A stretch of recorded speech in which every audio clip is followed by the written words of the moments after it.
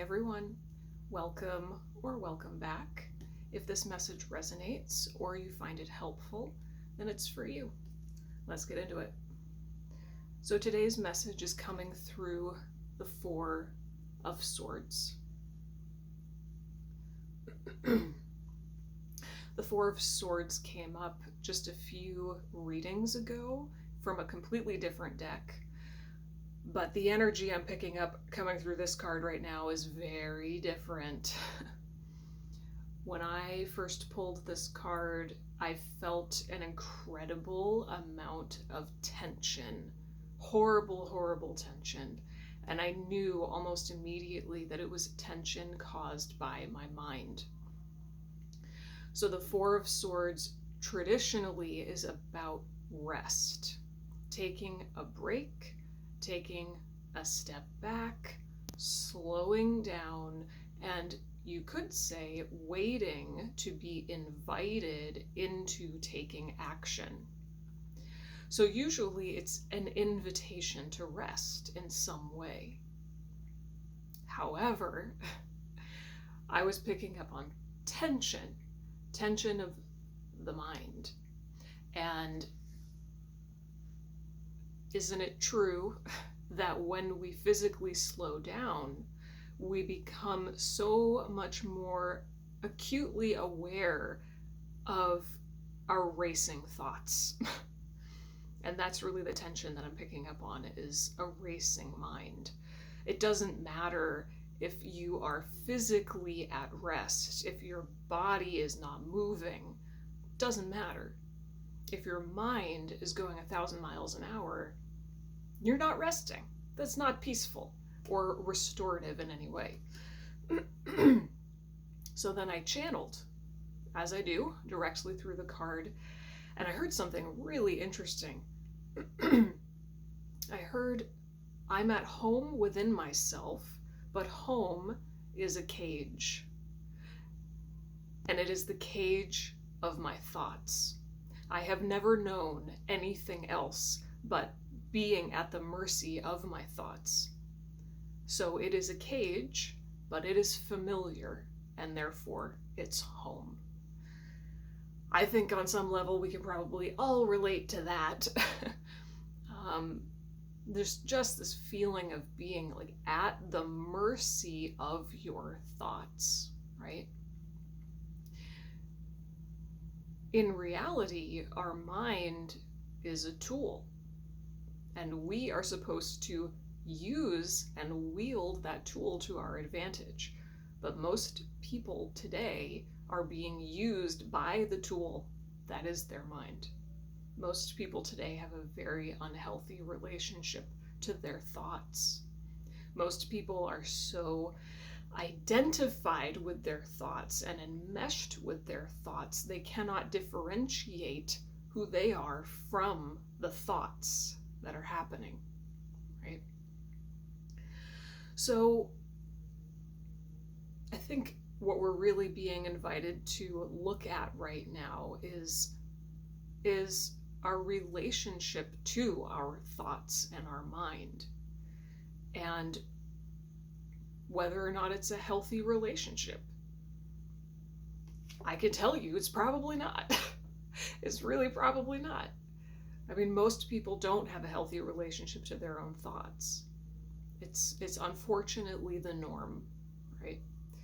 It does help to recognize that you are in a relationship to your thoughts. Most people don't recognize that, but you are in fact in a relationship to everything in life, including yourself. You're in a relationship with your left foot. You're in a relationship with the chair you're sitting on. You're in a relationship with the clouds in the sky. You're in a relationship with your hair. You're in a relationship with everything, including every single part of yourself and your thoughts, or I should say the thoughts that pass through your mind. Right? So how can we have a healthy relationship to our own thoughts? I think there's two ways that we can do that, or two angles to approach this. The first is by going straight to the physical body. The problem with overthinking, of course, is that you're in your head and not in your body. So anything that gets you out of your head and into your body is good. That can look like a billion things, right? Taking a walk, doing yoga, doing breath work, creating art, dancing, singing even. So many different things. But getting out of your head and into your body is a good first step, right? It's probably the easiest access point for most people to stop overthinking. But then the thing I'm the most interested in is addressing the overthinking and the racing thoughts directly. And that brings me to the question which I posed to you. What would be so bad about not overthinking? What would be so bad about not overthinking? What would be so bad about not believing everything you think? What would be so bad about dropping out of your head and into your body on a regular basis? I think if you sit with those questions for a little while, you will come to the conclusion that you believe overthinking will protect you. You believe overthinking actually benefits you. It's some kind of perception that if I think hard enough for long enough and I try to figure everything out ahead of time, then I'll be safe, then I'll be okay, and I will be in control. And that's really what it boils down to in my experience and from my perception. Overthinking is really just an unconscious way to try to be in control. And therefore, it's a symptom of feeling completely out of control. So then we arrive at the question, what are you actually in control of? That is, I think, the question that is the most important to reflect on. What are you actually in control of at the end of the day? What can you guarantee that you are in control of in life?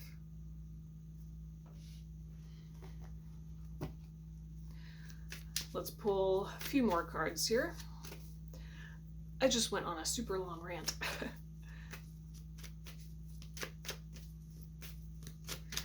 And just be gentle with yourself. If you are overthinking, I mean, we all overthink at some point.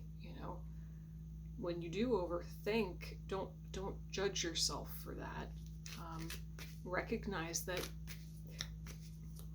you're just trying to protect yourself, in the best way that you know how, with the awareness that you have in the moment. That's all overthinking is.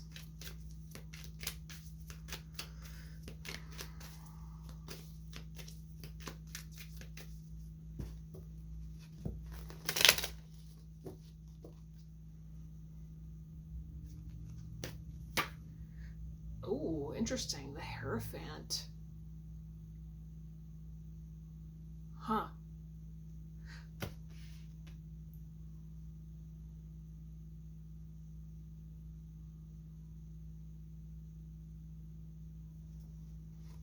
I'm just going to channel right through it.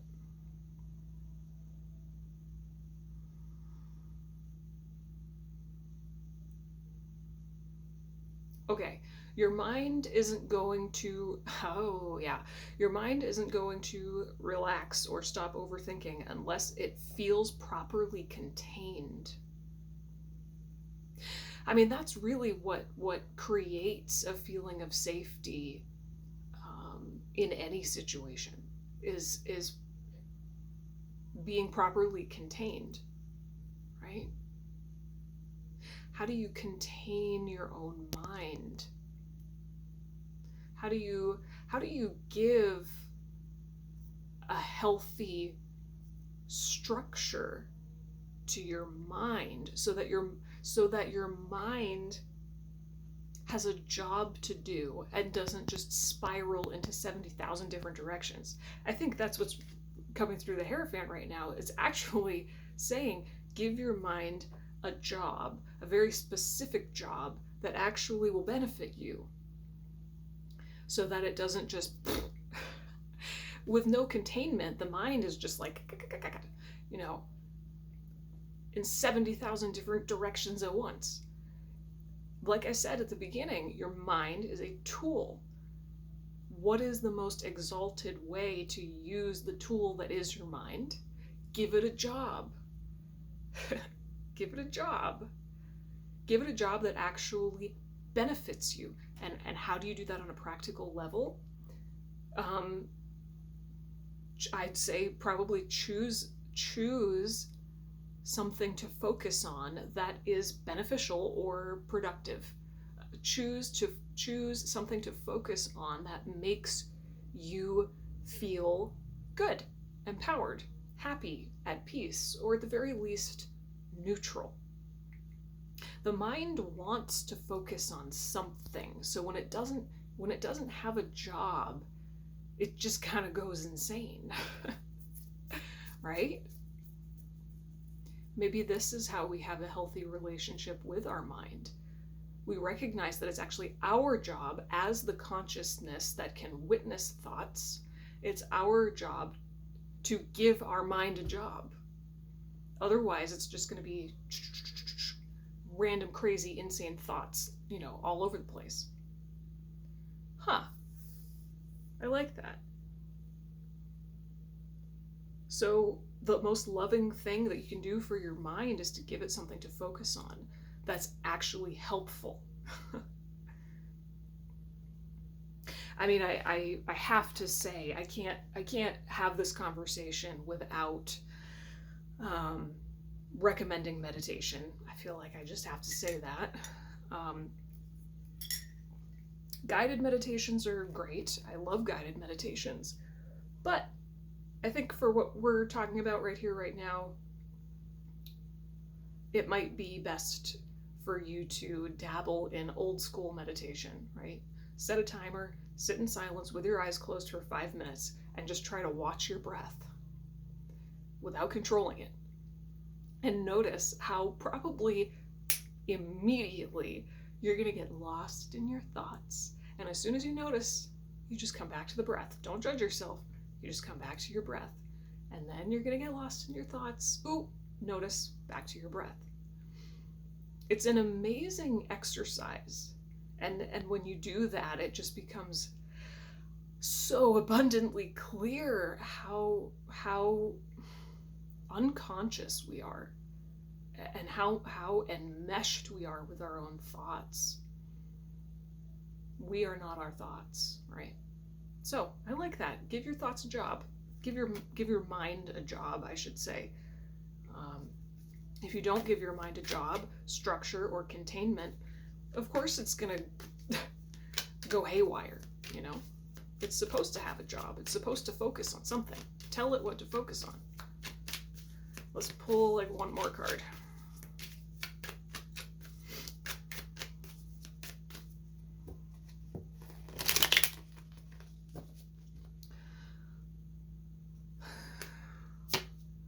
King of Pentacles. Ooh.